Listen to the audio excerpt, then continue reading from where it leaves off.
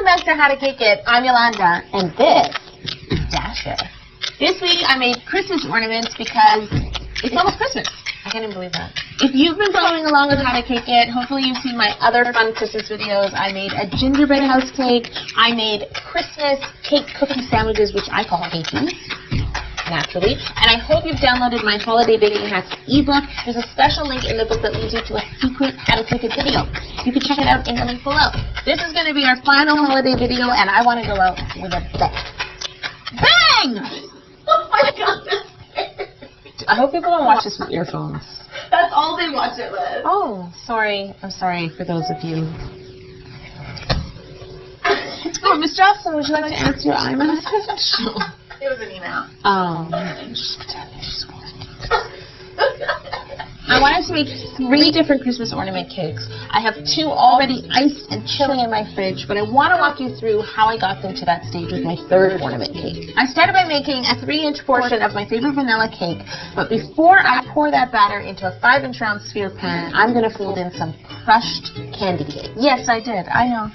It's really good. I remove them from both halves of the sphere pan and simple syrup them. If you don't know what simple syrup is, you clearly haven't been watching How to Cake It.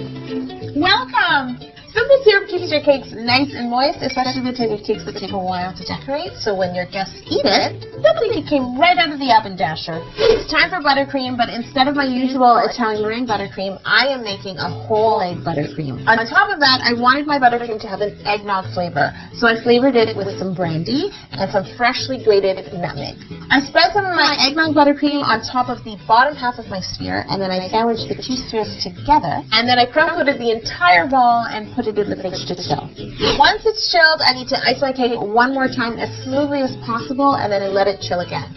When my buttercream is nice and firm, I wet my hands and use my fingertips to work out any lines and ridges that I can see. Don't think that fondant covers all your mistakes. It doesn't. So if I leave ridges in this cake, my fondant will only highlight those ridges. Now I have 3 ornament cakes ready to be covered in fondant. My other 2 cakes are a 4-inch round sphere and a 6-inch round sphere, and the 6-inch round is actually chocolate candy cane. Yes, I did that too. I'm going to begin by covering my largest ornament cake, and I've made a really pretty raspberry red fondant. I love the color. I drape my raspberry red fondant over my ornament, and I smooth it using my hands because a fondant smoother is flat, so that really won't help it. I work my fondant from the top down, working out all the air, pushing it out from underneath. And when I get down to the bottom, I actually flip my cake board over and hold the ball cake in my hand. And then I start to press the fondant up over the bottom edge. Like this? Yes, like that, Dasher. Like this. You are going to start to see a handprint if you hold it for too long, so you want to work quickly. But I find holding it in my hand and cutting off the excess that way is just a lot more efficient. Now I'm going to pop this raspberry red ornament into the fridge and move on to my 2 other cakes. I'm going to give them the same spa treatment I just gave the first one. For the smallest ornament cake, I'm using a lovely kind of tealy green that I achieved using some green and some blue and a little bit of purple food coloring. And for the middle ornament cake, I'm just using white fondant. Dasher, are you ready to decorate?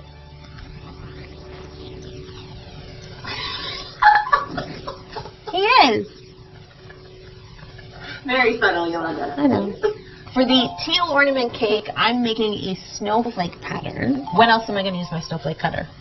And I just cut snowflakes out of white gum paste, and then I added a little bit of iridescence to them with some pearl luster dust. To determine what would be the middle of my ornament, I have to visualize where I'll put the topper. What is that thing called? Let me use one of these lesser ornaments to demonstrate. Oh, Dasher, don't leave. Oh, this one doesn't have a nice topper. Look at that. That's just some wire. I'm sorry. It's not your fault.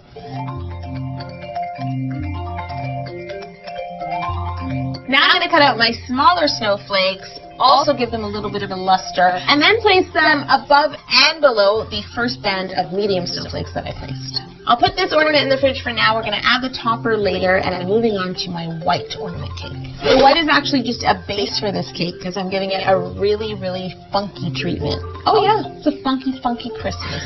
You know that's a New Kids on the Block song, right? It is? Oh my God, I'm leaving. I'm going to cover this ornament. Are you even ready for this? With some sugar diamonds and some silver dragées in all different sizes. I attempted to crush my sugar diamonds with a rolling pin, and my rolling pin didn't win the fight. Diamonds don't crush.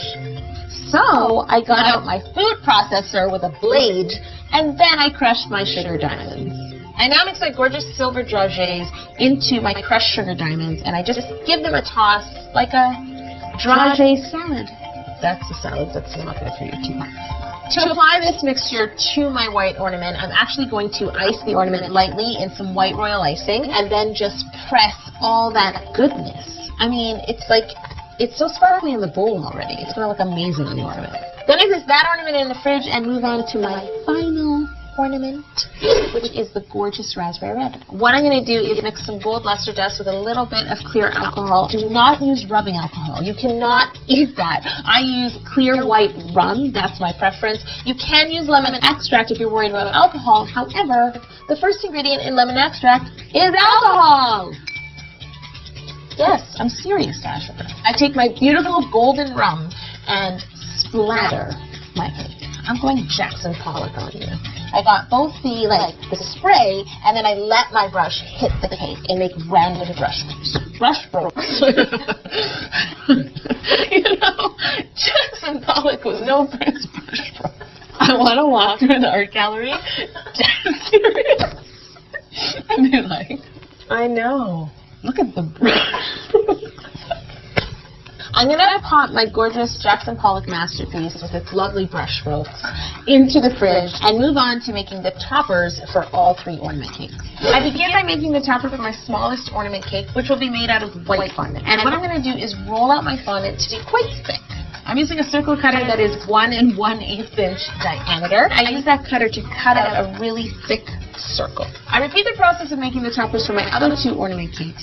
First, I start with my gray fondant, and I use a 1 1/2 inch diameter cutter to cut that circle. And then with my yellow fondant, I use a 1 3/4 inch diameter round cutter to cut the thick yellow circle. Don't remove the fondant that is inside the cutter. Just set them all aside to set up. The next step is to take some extra fondant, again starting with the small ornament, the white one. Roll out a thin long piece of white fondant, and then I'm going to use some really pretty strip cutters, fancy strip cutters, to make decorative ornament toppers. Now my fancy strip is ready. I can remove my white fondant from the circle cutter. Now you need to roll out a touch more fondant and cut a thin circle that is the same diameter. Place that thin circle on top of the thick circle so that we have just a nice smooth surface on top. And then brush a little bit of water to the back of your fancy strip and wrap that strip around the entire circle. I'm going to repeat the same process for my gray topper and my yellow topper using 2 different fancy cutters. If you want more information on exactly how, there's a link in the description below that will take you to howtocakeit.com. And while you're there, sign up for my mailing list because you will get access to these videos the night before everyone else does. Are you signed up, Dasher? You're not answering. I bet you Rudolph signed up. He's first in line for everything. To paint the white ornament topper, I'm going to brush on a thin layer of vegetable shortening and then brush on a nice layer of pearl luster dust. To paint the silver topper, I'm going to mix some silver highlighter with clear alcohol, now you know what I use, and paint the entire thing. I do the same thing for the yellow topper, but with gold highlighter. Rudolph has nothing on you. He just has a cold, so his nose is red. I'm going to make some gum paste rings for the top of my ornament toppers because these are the rings that you would use to hang your ornaments from a tree. I make these the day before. You can make them a few days before. You want them to be nice and dry. Now that my rings are dry, they need a light coating of pearl luster dust. Once again, I brush on a little bit of shortening and then pearlize. Pearlize it. Ornament.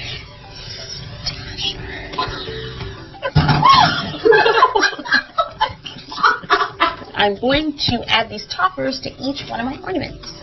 Put on a little bit of royal icing underneath the topper of each one and glue it into place.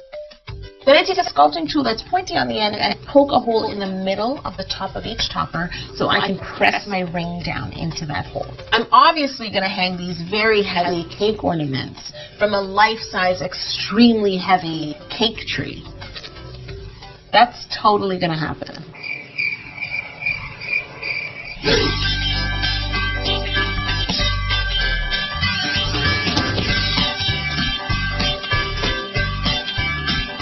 Time to cut into into these ornament cakes and have a bite. I almost forgot that this candy cane folded into the batter. And eggnog buttercream. Brandy! Dasher, are you old enough to have brandy? If I'm old enough to be your mother, you can leave the brandy out.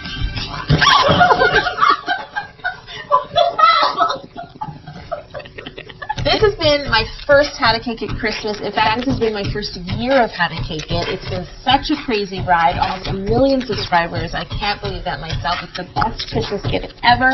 Thank you so much for joining me every week. I hope you've enjoyed the ride. I hope you'll tag along for some more into the new year. But guys, next week there's not going to be a new cake because I need some time off. But we have something so fun and so exciting for you, and I hope you'll enjoy it. I will be back January 5th, 2016. That is like some Back to the Future stuff. 2016? Are you okay? No, it was just 1994.